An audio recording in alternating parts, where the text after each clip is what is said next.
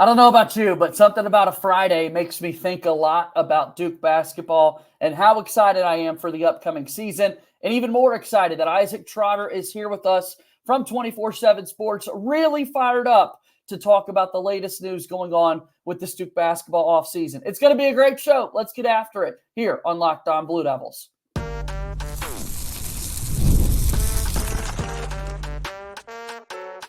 You are Locked On Blue Devils, your daily podcast on the Duke Blue Devils.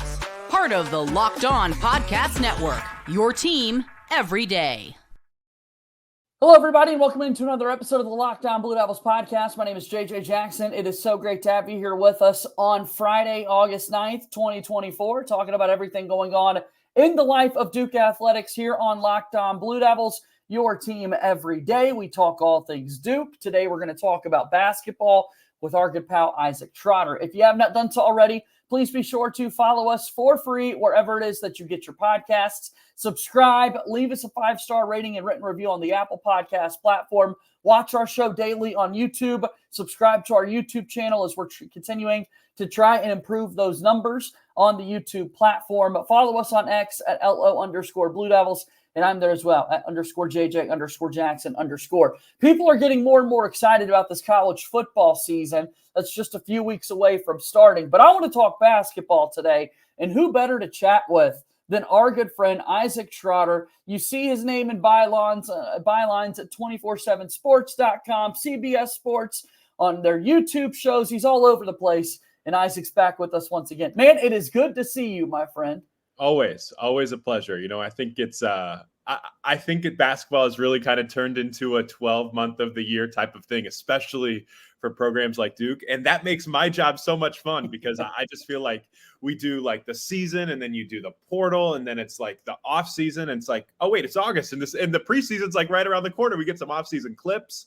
I'm out here screenshotting clips of like, wait, which is the 5 guys that are playing together? What does that mean? What are the rotation means? It's great. It's great. Yeah, we've got a lot to talk about. We got to get caught up on the Duke basketball roster. A lot of turnover compared to what it looked like a season ago when we were in the same spot. You're out here ranking players by positions going into the new season, and a couple of Duke names are brought up in those discussions. So our conversation is going to take us in a lot of different directions here. But Isaac, simply put, when you look at the offseason so far, when we go back to the final day of March, Duke is about 12 minutes away from going to the Final Four before NC State puts together a mad dash and a rally to the finish line. And all of a sudden, Duke's offseason quickly begins, and they turn their sights to this 2024-2025 basketball season. What have you thought over the last couple of months for Jon Scheyer's program?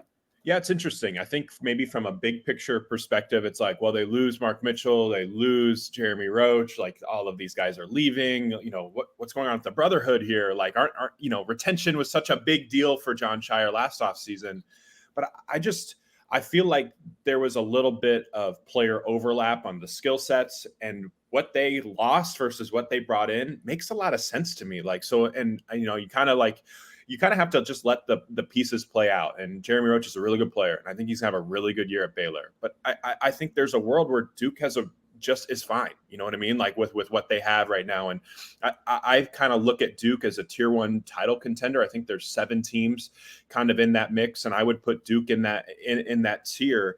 And all of these moves have been, how do we best maximize Cooper Flagg? How do we potentially put together a roster that's elite on both ends of the floor?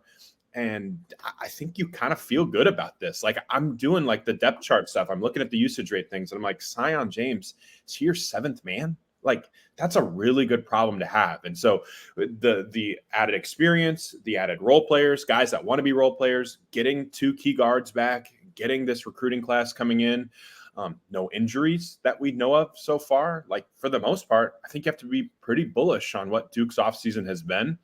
Now we have to see how the pieces kind of come together. And that's the big question that's going to be asked, because so many different places or faces are going to be new with this year's squad compared to what you had a year ago. Just player turnover is at an all-time high, and Duke is impacted by this. Jon Scheyer is on podcasts over the offseason, catching people's attentions with some of his commentary about players, hearing from other teams in the midst of a season. But look, this is apparently what college basketball looks like these days. Duke is no exception there. And I mean, he had to get to work immediately bringing new guys in.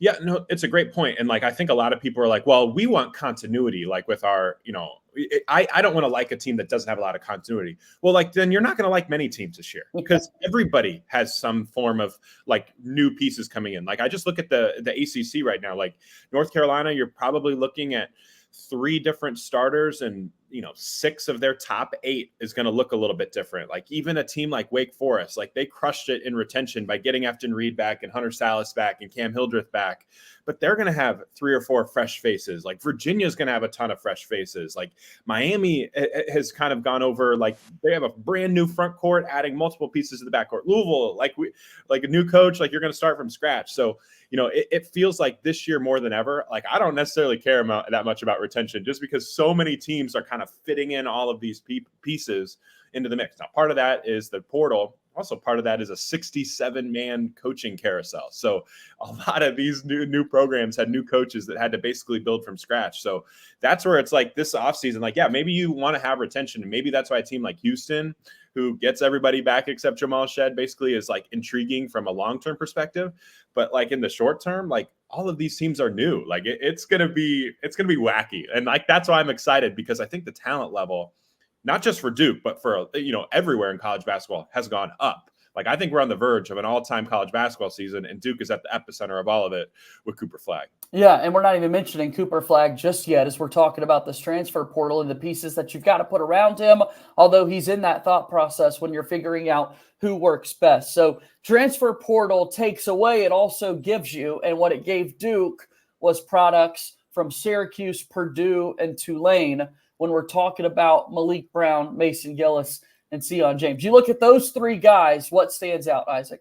Well, I think, again, they all want to be role players.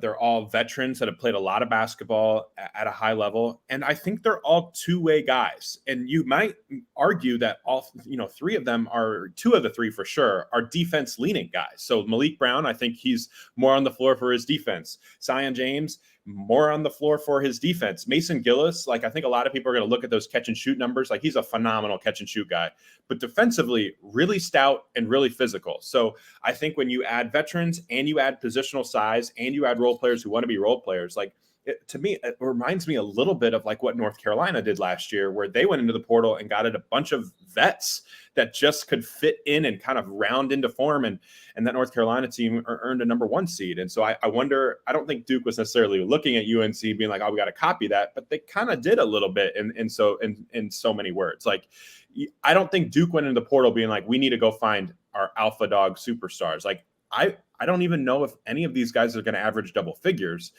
but they're all rotation players and they're all going to impact winning. And the positional size and the versatility with some of these lineups is going to be really, really interesting. I'm fascinated by the starting lineup, the closing lineup, like what position, what combos play together well, because you could look at this group and argue you have 8 guys who could start. And that's a first world problem that Jon Scheyer and his staff is going to have to figure out. Yeah, well, you mentioned screenshotting clips and trying to figure out who's playing with who, and Duke has always been a program that's putting a lot more content out there than others. We've got 7-8 minute long YouTube videos out there that the team is releasing of guys getting some good run in. I want to talk a little bit about those lineups after we take our first time out here on today's episode of Locked On Blue Devils. Again, our good friend Isaac Trotter is here with us from 247 Sports and CBS. We're back in just a moment here on Locked On Blue Devils.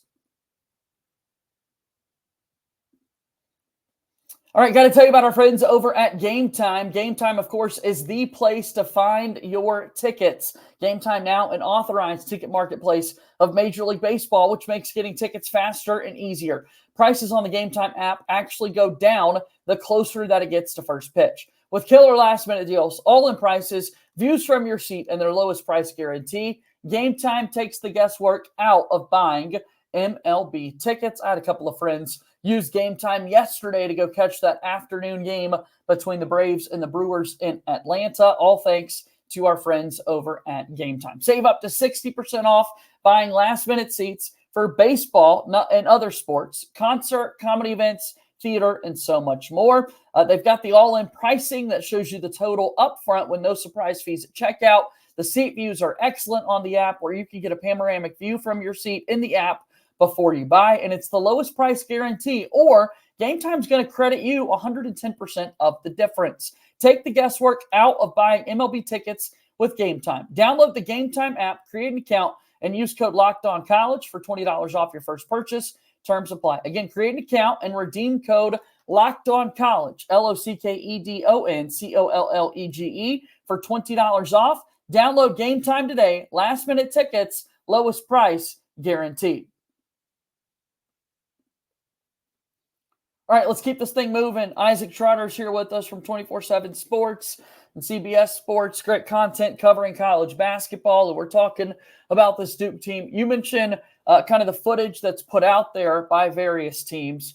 Duke's a little behind what we saw last season. I mean, last year it felt like every week or so we're getting some scrimmage runs out there. They haven't posted anything that's a lengthy video since June 21st. That's before Cooper Flagg even went out to Las Vegas and got the fanfare and hype and buzz from his work with the Team USA select team. But you look at this team in particular, Isaac, and there are going to be so many different kind of lineup possibilities. The only two returning players for Duke, Caleb Foster and Tyrese Proctor. Everybody else is new.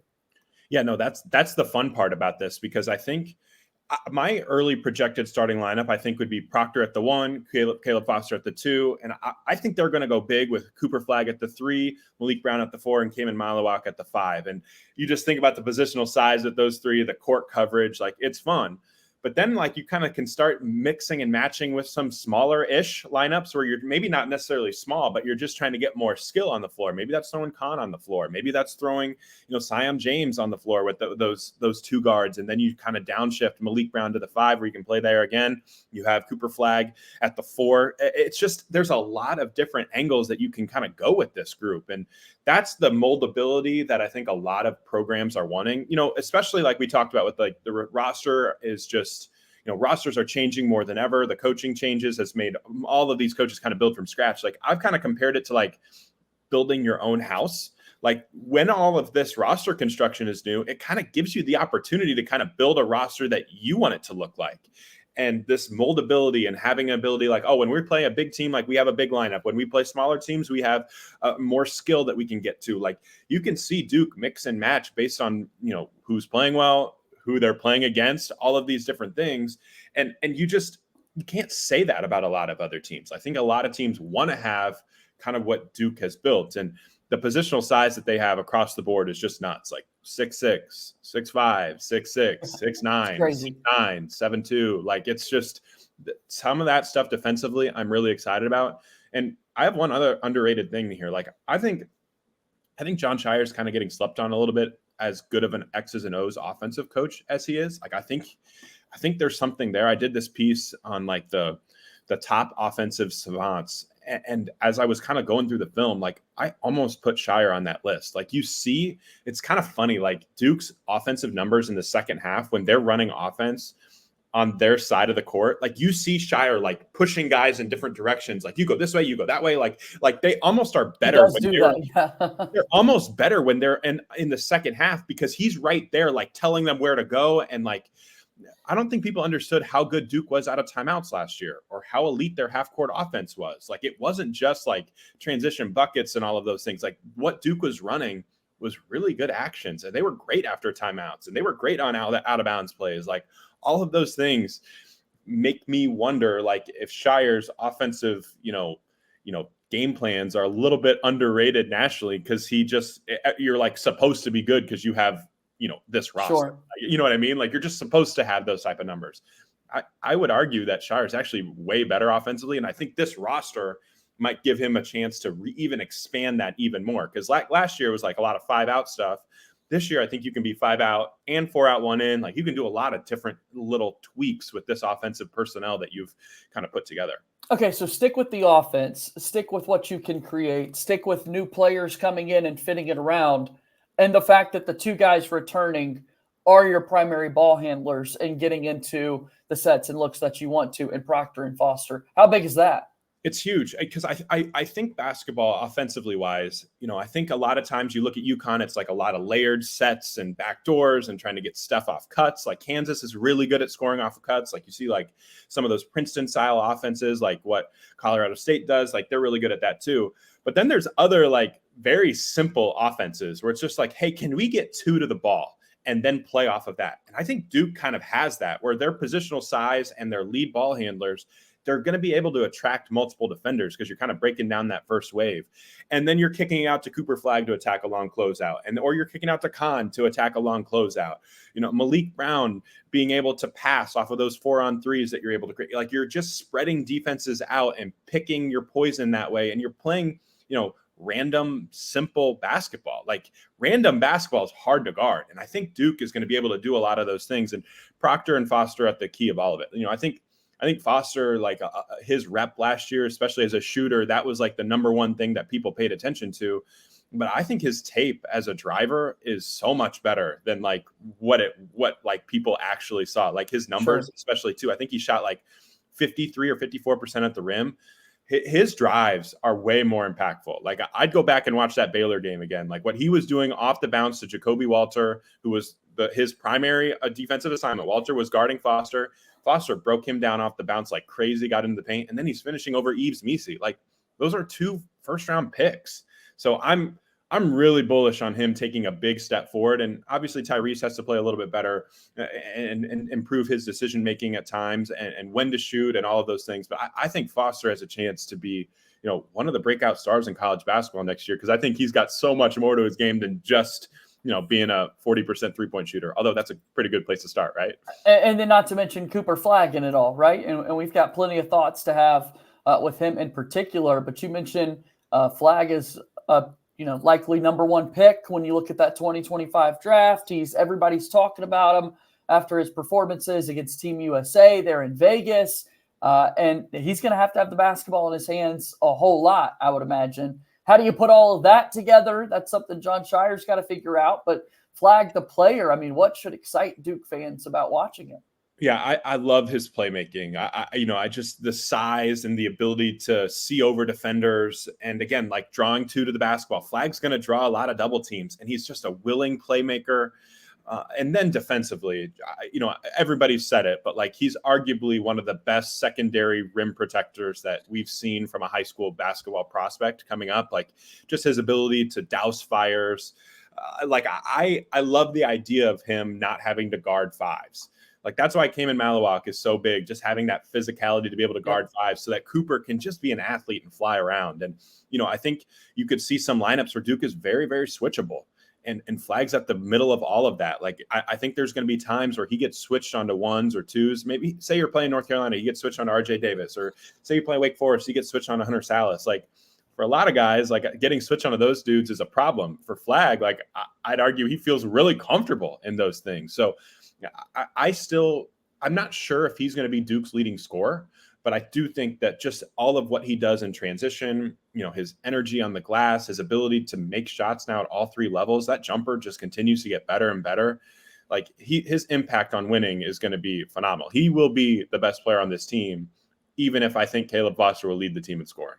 What are those proper expectations for Cooper Flagg then? Because America is going to be talking about him all the time. When you got this much hype, the Duke brand attached to it. We see how this has gone in years past and that sort of thing. You look at Paulo and Zion and number 1 picks that have come through Durham recently. What are those proper expectations then for Flagg? Transparently, I think he's a first-team All-American. I think he's in the mix to win ACC Player of the Year. Him and RJ Davis and Hunter Salas, I think, would probably be your top 3 contenders for that. And I guess my thing is that like maybe just pay attention a little bit more to when he's not scoring 22. Like it's not going to be like a Cooper Flagg scored 37 tonight. I don't think. Maybe there he is. Maybe he has those nights. But I really do think it's going to be everything else that he's doing. Like I think that just the defense, the playmaking, getting guys the ball when they need it, unselfishness, being a willing role player. Like he is a number 1 pick who plays like a role player. And what do I mean by that? Like he loves to rebound. He loves to run the floor really hard. Like, I think we've all seen guys who are score first guys who they don't run the floor hard. Like Cooper runs the floor really hard. And like just that pressure that he puts on the defense, I think there's going to be times where Duke gets a stop and Flagg is flying down the middle of the floor and he's not going to score, but he's going to draw a second defender on just because of his activity level and his ability to run the floor and draw that second defender. And you're going to be able to see Proctor just kick a, cross court pass to Caleb Foster trailing in transition for a three that would only be open because Foster's defender had to suck in and stop in the middle of the paint because Flagg's flying down the middle of the floor. So like, I have super high expectations for him, and I think he can accomplish all those things, even if I'm not sure there's going to be I don't think he's going to lead the league in scoring, right? Like that's just not going to be what it is. It's going to be a little bit more well-rounded. And I think people are I think basketball watchers, honestly, overall are getting smarter about recognizing those things. And Duke has a really smart fan base. Like they will see the impact on winning. I think it'll be really, really clear to just about everybody. Well, and hopefully this Duke team is winning a lot this season. Hopefully they're able to chase down that national championship banner. They've got a tough schedule in front of them. Let's talk about that as we wrap up our conversation with Isaac Trotter. One more break here on today's episode of Locked On Blue Devils. Locked On Blue Devils here today, brought to you by our friends over at FanDuel. I love sports, and you do too. I love sports so much that we never want them to stop. But as we look at the schedule right now, there's not a whole lot going on. We've got these preseason NFL games, a whole lot of Major League Baseball. Sometimes the sports just aren't sportsing like we all want them to. But FanDuel lets me keep the sports going whenever I want. All you got to do is open the app and dream up bets anytime that you're in the mood. And this summer, FanDuel is hooking up all customers with a boost or bonus daily. That's right. There's something for everyone every day, all summer long. Head over to FanDuel.com and start making the most out of your summer. FanDuel is the official sports betting partner of Major League Baseball and a proud sponsor of Locked On Blue Devils. Wrapping up today's episode of Locked On Blue Devils, I'm JJ Jackson. He's Isaac Trotter. Isaac, where can we find your work? What are you working on these days? What do you want people to know about you? Yeah, you can follow me on Twitter at Isaac_Trotter, CBS Sports on the college basketball tab. Got some good stuff there. Best offensive coaches, best defensive coaches after kind of going through some film there. Duke didn't apply for this one, but I did a story recently on like the boom of center platoons and why teams are trying to build their rosters that way, adding a lot of center platoons. Maybe Duke ends up having that if Malawak and Malik Brown end up splitting the minutes at the 5, but it's kind of a fascinating different way. And maybe Duke actually should have been included in that mix just with the different ways you can play. But yeah, that's kind of what I have right now and what I'm cooking on so far. Like obviously preseason content is going to start coming out where we do our preview stuff, ACC previews. Will be in the mix here, I think, starting in September, but we'll kind of see on that. And then right now I'm also going through some film on some big X factors like for their team. So I would expect to see some Caleb Foster breakdowns coming up pretty soon here with a lot of film included. We love that. We're excited to see that and read that over again. It's your work, Isaac__Trotter on X. So go check out all that great work. I'm talking a little bit about this Duke schedule because you mentioned right in the gates, the Blue Devils would be in that top tier to win the national title. They're favorites in the ACC up along with our friends in Chapel Hill who have lofty expectations going into the season. The non-conference schedule, though, does Duke no favors whatsoever. When you look at Kentucky, you look at Kansas, you look at Auburn in the ACC-SEC Challenge. You've got Illinois on the docket for Duke. I mean, this gaudy schedule. What do you make of all this? Well, it's super fun, right? Like this is what you're supposed to do when you have a program like Duke. I think it's going to be great for the sport. Let's go like game by game, right? Let's look at what Kentucky's done this offseason. Like again, new coach Mark Pope, one of the best offensive coaches in the country. They've added a ton of shooting to this mix. Jackson Robinson, Kirk Kriisa, Kobe Brea, all of those guys are snipers. Andrew Carr, familiar face for ACC basketball people. But I think Amari Williams, the transfer out of Drexel, is going to be fascinating for them. He's a CAA Defensive Player of the Year, but his ability to pass is huge. And so I think for Duke, like their bigs are going to be tested by Amari Williams' playmaking, not necessarily his scoring. It's more his playmaking and just the system that they have. Now, I would say Duke's guards are probably a little bit more have a higher ceiling than Kentucky's guards right now, and I think that Duke's positional size could also give Kentucky some problems, especially when you're just trying to take away threes. Mark Pope last year, they shot over 50% of their shots at BYU were from three. That was just the third time in the Ken Pom era that a high major team has done that. Wow. One of the other guys that did it was Jay Wright at Villanova. Pretty smart guy. So that's the type of challenge that you're going to be going through. But Kentucky, I'm bullish on them this year. I think that they're a top 20 team in college basketball, maybe one of the better teams in the SEC. And you could argue that this is like the fourth best non-conference team that Duke plays, right? Like, you want me to go on each? Yeah, one? Arizona is Yeah. a road game that Duke's getting the run rematch again. Arizona. So old friend Caleb Love, longtime friend of the program, I would say. You know that one pretty well. But again, this is a fascinating group because the portal has a big say on what this roster looks like. Remember Kylan Boswell last year when they played Duke? He was maybe the best player on the floor in that game. He was phenomenal. He transfers out. That means Jaden Bradley's going to have more of a bigger say in that mix for Arizona. Umar Ballo, big man, the starting big man, he transfers out, goes to Indiana. Motias Krivas, get ready to know that name, 7'2", 265-pound big man. He's a guy that a lot of people are looking at as a potential first-round pick. So him and Maluak would be an absolute dynamic thing. Now, the one thing that I would say about Arizona, I have major questions about them as shooting. Jaden Bradley hasn't shot it very well. KJ Lewis hasn't shot it very well. Trey Townsend, the transfer out of Oakland, hasn't shot it very well. Krivas hasn't shown much of a floor spacing threat either, and neither has Toby Awaka. So that's kind of the new thing with them. Like, they're going to try to crush you in transition, try to crush you on the glass. And that's like Duke's challenge is like, can you make them slow it down and play in the half court? And hopefully you catch Caleb Love on a good day, right? That's kind of the game plan against Arizona. But that's going to be another big time matchup because I think Arizona is probably a top 10, 11 team in the country. And you could make a case for them to win the Big 12 in their first year. All right, so 3 more games in the non-conference to talk about here. Every single season, we're blessed with the Champions Classic featuring Kentucky, Kansas, and Michigan State. This is a year where Duke does not see Kansas in the Champions Classic, and yet they decide, you know what, let's go play them in Las Vegas. Thanksgiving week, we're going to get to see Duke and Kansas go head-to-head. Boy, that game's going to be awesome. Vegas is a phenomenal place for non-conference games last year. I mean, there's been just great games the last couple of years out of Vegas, and I expect this again. And what's Kansas done this offseason? Arguably the number 1 team in college basketball. AJ Storr out of Wisconsin, a big-time transfer addition on the wing. You know, they just lack that dynamism, whatever that word is. Like, they just needed more oomph. And so they go in the portal. They get Zeke Mayo, who's a big-time shot maker out of South Dakota State.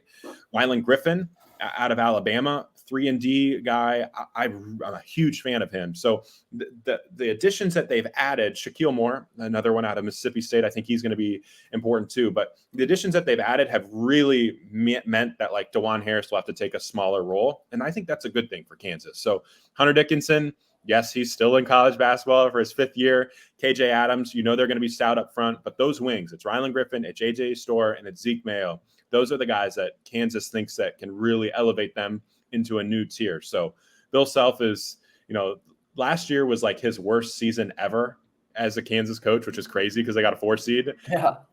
But he has gone into the portal with a vengeance, being like, that last year stunk. Like, how do we make this never happen ever again? And Kansas is going to be primed to do that. All right, so we go to the next week of the season, first week of December. Really excited about this, Isaac. We've got college football's finest rivalry in the Iron Bowl meeting college basketball's finest rivalry in UNC and Duke. Crazy. On the same night, the Alabama Crimson Tide come up and play in Chapel Hill. The Auburn Tigers come up to Durham, and they're going to take on Duke. Give us a teaser for both of those games, man, because this is what we look for every football season. We look for all these basketball games between Duke and North Carolina, and on the same night, they're in the Research Triangle. We're going to get to see 2 great games. That's going to be phenomenal. Let's start with Duke and Auburn. Auburn, I think, is the best team in the SEC. Now, that's kind of a little bit of a hot take because a lot of people think Alabama is. I am really bullish on Auburn. And Janai Broome is the best big man in college basketball. No doubt. He protects the rim, and he gives you a huge rim pressure on the other end, and he can shoot it from 3, and he can pass it. Like, he's almost the perfect big man right now. Like, he has very few flaws. I think teams shot like 45% at the rim against Auburn last year, which was the #1 mark in college basketball. Like, they just want to abuse you at the basket. Like, that's their game plan. And then in the portal this cycle, they've gone in and gone big game hunting for guards. JP Pegues out of Furman is a big time shot maker. Miles Kelly out of Georgia Tech. I think he was a little bit undervalued in the portal this cycle, just because like he came from a pretty iffy team. Some of the shooting numbers weren't that great, but he is a great shot maker. And I think at Auburn, he's going to get better shots than he did at Georgia Tech. And I think you'll see his efficiency spike. And then, if you followed me for a while, like I talk a lot about those year 2 transfer breakouts where you get a transfer for year 1. That's awesome. But that year 2 is where we've seen a lot of them become really good players.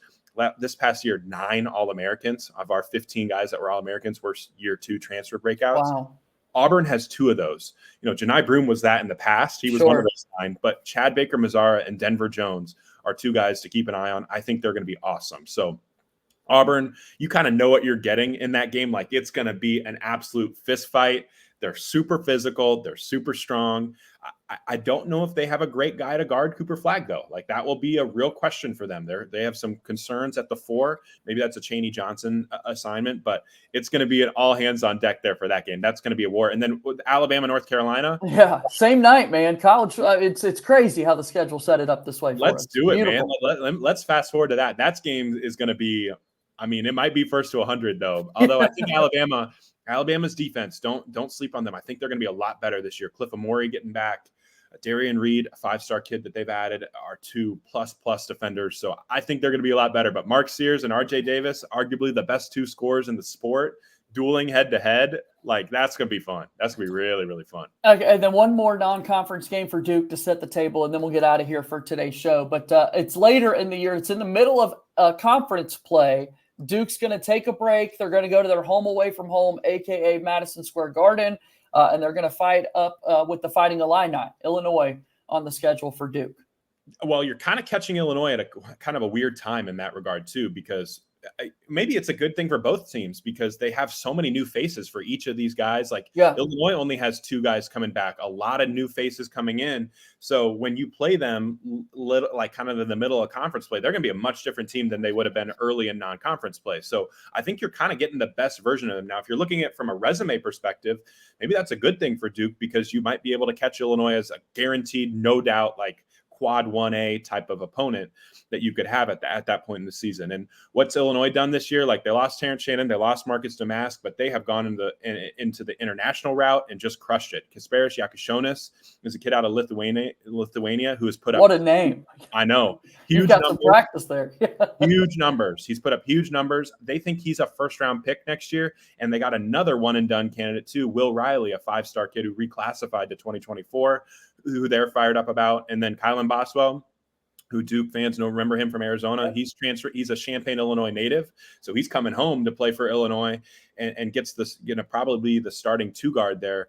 And then they got in the portal, got Ben Humrickhouse out of Evansville. Phenomenal shooter. Maybe the best stretch forward in the portal outside of Coleman Hawkins, and Trey White out of Louisville, who they're kind of viewing as a bounce back option. He was a guy who he went to Louisville trying to get more exposure. Let's be honest, Kenny Payne and that staff really struggled, and it was not a very good ecosystem. Illinois is banking on him kind of finding his, he was a former top 35 recruit, nearly a 5-star recruit a couple years ago. So Illinois is as talented as any team that Duke is going to play this year. They have multiple guys who they think are going to be first-round picks, multiple NBA players on this roster, but they're really young and really inexperienced. So it'll be a fascinating chess match there because Illinois has loaded up on skilled size just like Duke has, but Duke has maybe a few more vets that have been in winning time a little bit more than Illinois has. And hopefully the gaudy non-conference schedule can set Duke up for March when it matters most and when the season's on the line and Duke can find themselves